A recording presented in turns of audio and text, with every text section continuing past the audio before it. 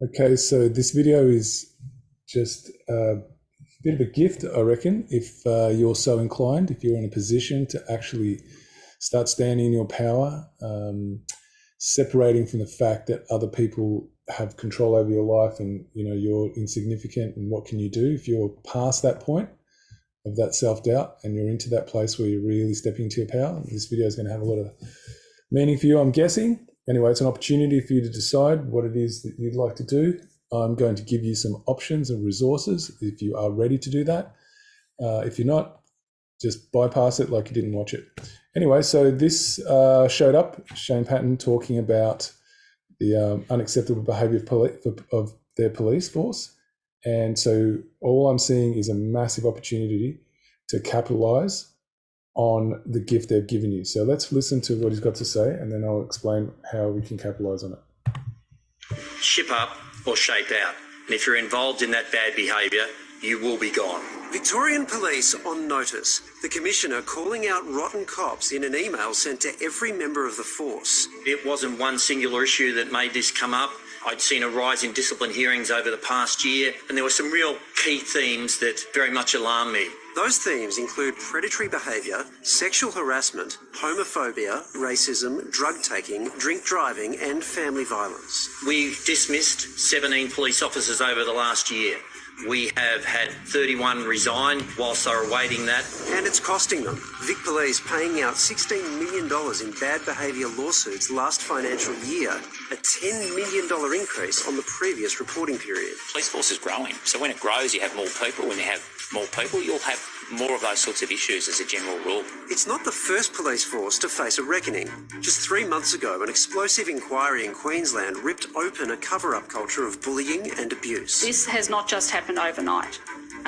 This has been happening for quite some time. NT Police also forced to face claims of systemic racism, homophobia and sexism as the inquest continues into the death of Kumanjayi Walker, who was shot by Officer Zachary Rolfe in 2019. So as the horror stories continue to roll in, how do we hold police to a higher standard than those they're tasked with policing? If you are seeing bad behaviour, if you are seeing misconduct, not only do you have an obligation, I want you to come forward and don't accept standards that I don't accept, that the community wouldn't accept. All right, so there you have it. It's a call out, right? This is like a real gift, guys. It's not so much whether this is a psyop or not. That's not the point here. The point is that he's on record now as acknowledging that there's rotten apples. Now, the reason why there's rotten apples is because the whole structure is bent out of shape. So if we just come into it and just talk about the rotten apples, we've just given into the psyop. This is about calling it out for the truth of what it is. And if you need any more motivation as to why that might be something worthwhile doing, I'm about to show you what could be motivating. Okay, sadly, some people have a short memory about what life was like a year or two ago. So if you've forgotten what that's like, here's a little refresher for you. Everyone follows these rules and they are as simple as they can be, then we will get through this together and we will get to the other side of it quicker. Melbourne is said to have endured the world's longest lockdown. Okay, they're shooting. They're now shooting. It's painful, but it is absolutely appropriate. Yeah, we're just at the intersection of Victoria and Lygon Streets, where an enormous amount of police are now gathering. It's the most important commitment for Victoria Police, forcing the Chief Health Officer guidelines. So there he's telling you it's the most important commitment of Victoria Police to commit war crimes against the very people that have granted them authority to protect them from war crimes and their individual rights. They are actually violating them right there in your face and saying it, that it's something moral, that they have a moral duty to commit war crimes against their people. That's what he's saying if you understand the true meaning of what's there. Totally flatten that curve. Well, Victoria Police will take whatever steps they need to take. Protests don't work. Protests are not smart. They're not lawful. Ultrasound in an hour. In relation to the Facebook post? No.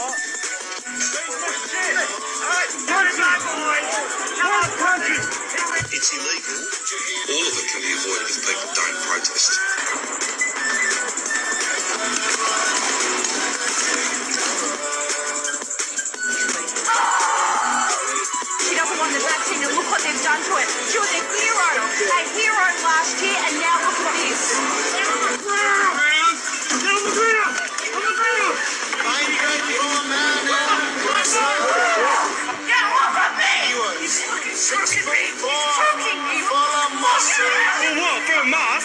for not having a mask. Look how pathetic you are. She doesn't have a mask. Are you serious? Are you serious? Just for not having a mask. Who remembers that guy? He got let off. Does anyone remember that? This is justice in Victoria. This is justice in Australia. This is justice in the world. Now look at this. You're going to see a special operations military style tactic happen on just an everyday individual. Check this out.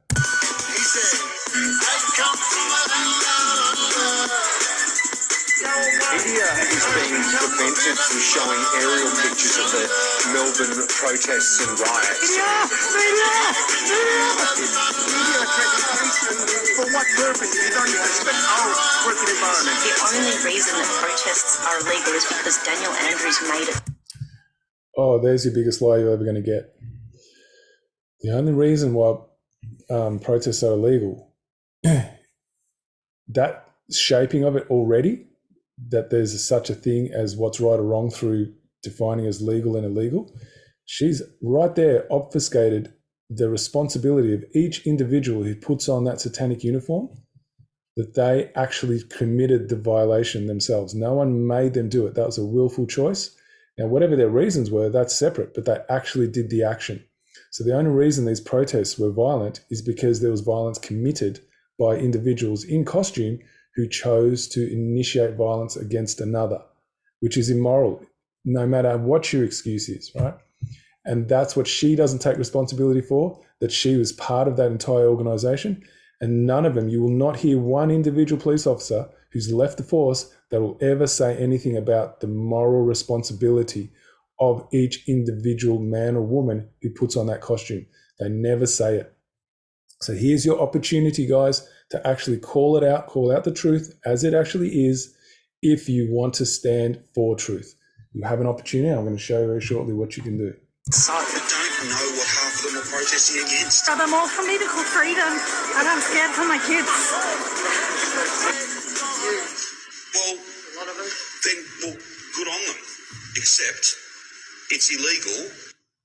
So there you go. He's just made it right there. He's like, it's illegal. That basically means that the ruling class has decided what is right and what is wrong. And if you don't adhere to what is right and what is wrong, then you will be punished mercilessly, because they have what? They have the freedom to use unrestrained force to force your compliance.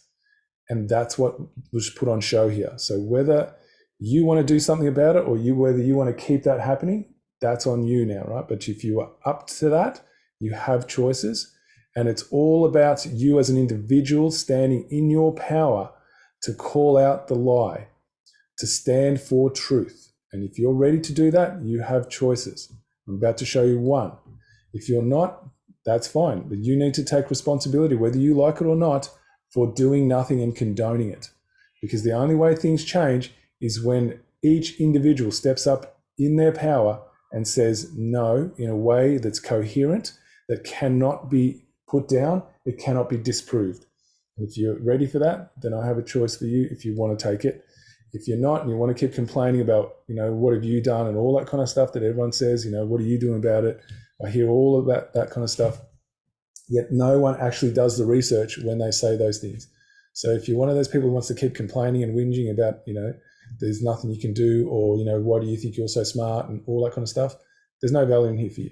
But if you're someone who's actually in that space where you're like, yeah, I'm looking towards myself as to what I can learn and understand, then there might be something of value for you here. So I'll be right back. Okay, so here's a letter that you can write. It's already done for you. All you need to do is fill in the red bits. You just edit them. Once you're finished, you will just highlight it like this. If I can get it to highlight like that, I'm just showing you. And then you go up here where that red A is, you underline, just go to make it black, and there you have it. So that's all you need to do once you're finished. So the red parts are just to show you where the editable bits are. You would change, so I'm back to the black. Oops, I want to actually make it red, don't I? That was a bit silly. And here you go, red. That's it. And then you've got the mailing date. So it's a letter you're going to write to Shane Patton as Shane Patton. And if you're wondering why up here it's got it in his capitals, it's because when they use their business name, right, they usually have capitals there. So you're addressing it because it says doing business as, so you're writing to the man, but he's doing business as a legal fiction. And so you're representing it the way they represent it. So I'm just going to read a couple of things here, not all of it. Let me move down here. This is all about the oath, because if they actually all took their oath and understood it and acted on it, they'd actually be fully a total different unit. There'd be none of this domination. There'd be none of this listening to legislation. There'd be all about protecting the individual right. And that's not happened since Federation, if not before. So, based on my investigations, I found that none of the police constables I have encountered are willing to affirm their commitment to their constable oath. Additionally, the majority of constables I have contacted seem to be unaware of their role as a public servant. Moreover, they are unable to provide a definition of impartiality, because that's what's in their oath, nor are they capable of explaining the fundamental principles of universal morality, which they are required to uphold through their oath. This raises the question of how is it possible for thousands of constables to understand your jurisdiction to be constables under your jurisdiction to be completely unaware of the boundaries of their authority, which is no greater than that of any individual community member. After all, the police are part of the community and the community is part of the police. Is that not correct? So you are asking questions. Adherence to the oath of office without deviation is the cornerstone that empowers constables to embody the concept of policing by consent. Now that's critical, right? Because Chief Wiggum, what was his name, Luke Cornelius, he came out, I don't know how many people remember that, but I do specifically remember him saying during all this violence that they were initiating all the war crimes, that Victoria police by consent. So it's in their own words and you're using it and letting them know that they're saying things that are not true and you're explaining what the true meaning of it is. This is where you have them nailed to the cross. It is through unwavering commitment to this oath that true authority is bestowed. However, let it be known that anyone who claims to police by consent yet lacks knowledge of their solemn oath can only resort to policing by force, a flagrant act of terrorism. You are just calling it out as it is, guys. So given your most senior position within Victoria Police, you would be more than acquainted with the verity that the oath is not a mere formality. It is the foundation upon which the principles of justice, fairness and trust are upheld, ensuring the safety and harmony of our society. Deviation from this oath undermines the very essence of policing by consent, leaving only tyranny in its wake. Now, we just saw proof of that, right? If you need any more, I don't know what else to show you. I extend you an opportunity to present irrefutable evidence supporting your claim that you and Victoria Police police by consent. I request a detailed explanation in writing, highlighting the distinction between legislation and law. That's critical, guys, and how Victoria Police, who are sworn to uphold the law, not legislation, can justify policing by consent. Additionally, please elucidate, just means elaborate on, how the executive branch, which is the police and prisons, as one of the three branches of government, ensures checks and balances, because that's what you'll hear in a democracy, is always checks and balances, while following the orders of the legislative branch. Now, notice I didn't call it government. Notice I didn't call it parliament. I called it the legislative branch, because they're all public servants and they're different branches of it. So we're going to take away that stigma that they have this unrelenting and unchallenged authority, because they don't. And this is what you're doing. And if more and more people get in there saying the same thing over and over, that's when the whole thing they start to panic, right? So this is where you have your power, right? So everything in red, I've just shown you where you can put their name. If you want to send this to your commissioner, if you're in a different state, I've just put it there so you can change it over, right? So this can be adjusted to anywhere. As you can see here, it talks about why they have an ABN, yeah? So it talks about all that stuff, guys. So it covers a lot of stuff, how they're registered on Dun & Bradstreet. So it's not just simple stuff. It covers the full gamut, guys. It's a very detailed letter. It's only 3 pages, right? And then you can see his name again.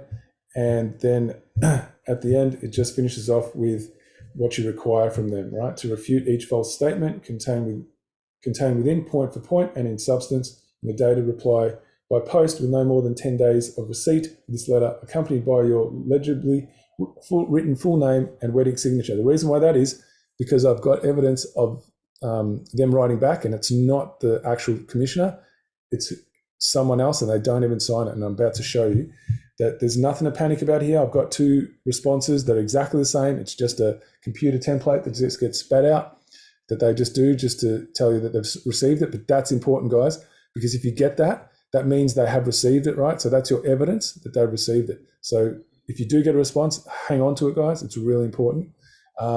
If you see this is that they're supposed to just change because you've sent that, then you've missed the point of how this works, right? This is a collective effort that each individual needs to take responsibility for their part in it.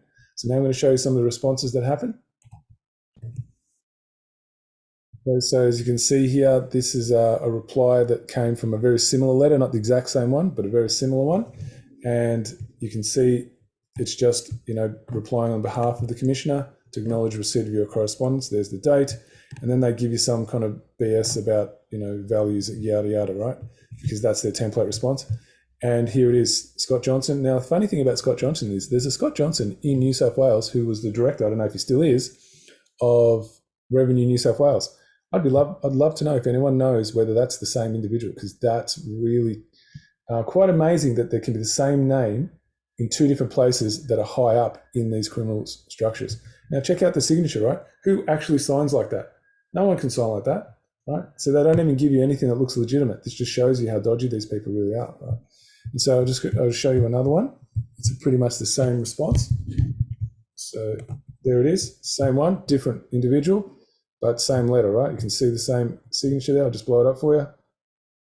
Same name, right? It's exactly the same words. So I can just get it to come down. Right? There's no difference, right? It's just showing the correspondence was received. So this is the worst that's going to happen, guys. So if you're thinking that they're going to come down on you, here's the evidence, right? They don't. They just dismiss it. And but what they do is they give you acknowledgement, and that's really critical, because it's when it becomes thousands and hundreds of thousands, that's when it starts to matter. But if you don't do your bit, there'll never be those numbers. So that's what's really here for you to do. Now I'm going to show you something that you can do to add to your letter to give it a bit more power. It's called a statement of intent. So I'll be right back with that as well. All right, so with the statement of intent, obviously you're going to put your details in here.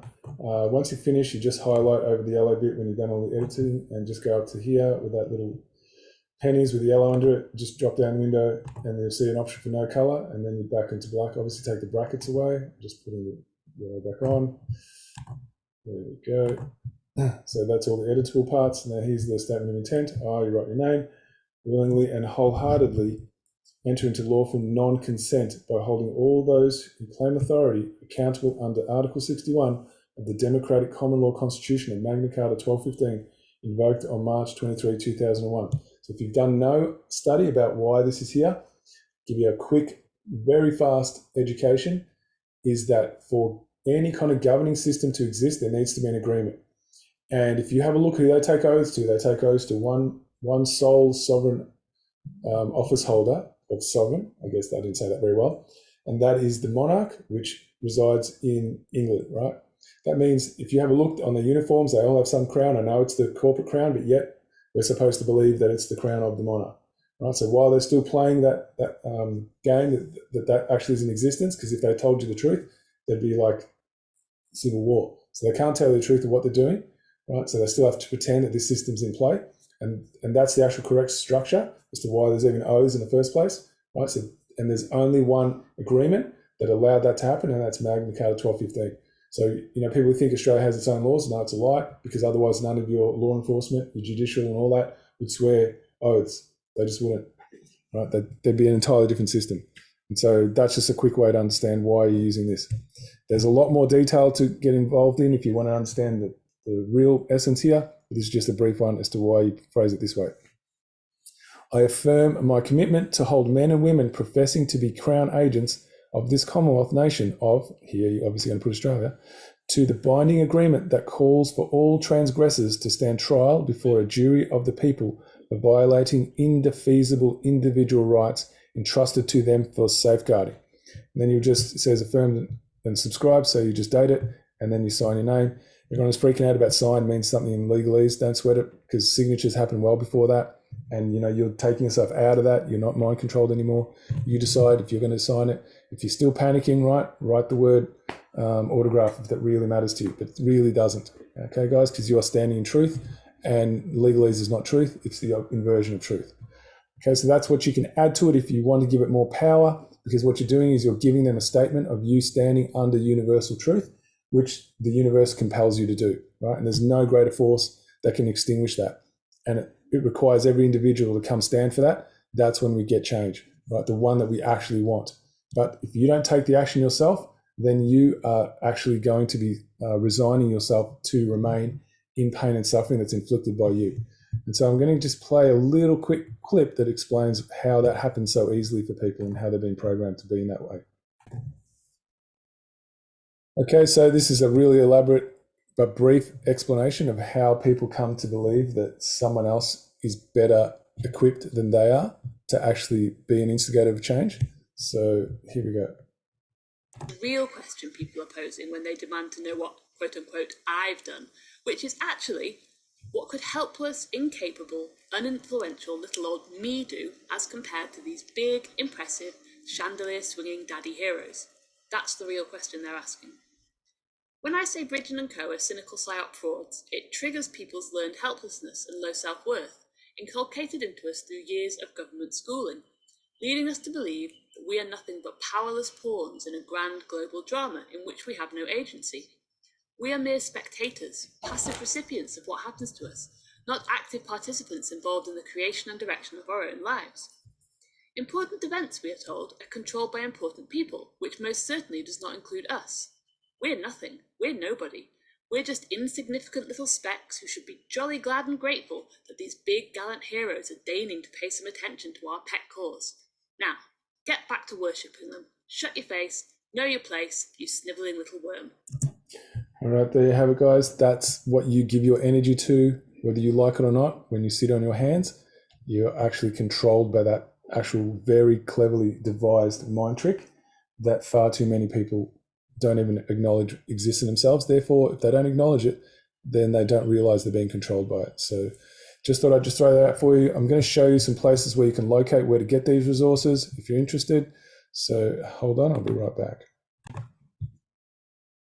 Okay, this is one of the places that you'll be able to find it. It's a Facebook group. It's just a resource library, nothing else. It's not for posting comments or putting up posts, nothing else. It's just where you can draw and extract resources from and downloads for you to use as required. It's called MC1215 Knowledge Centre AU.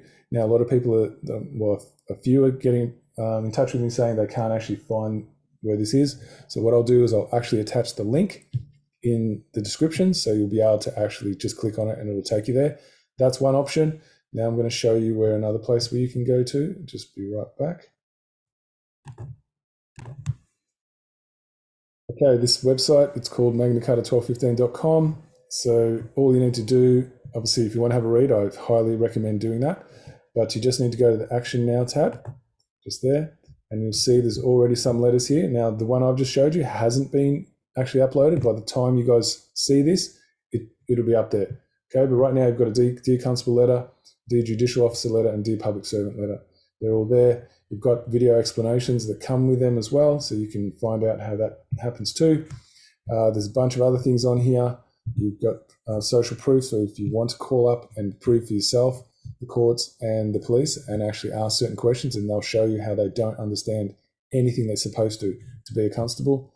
And you also have all these social media shareables that talk about everyday problems like tax, the freedom fighter movement, the cost of living, if there's child support you're paying and the scam that is.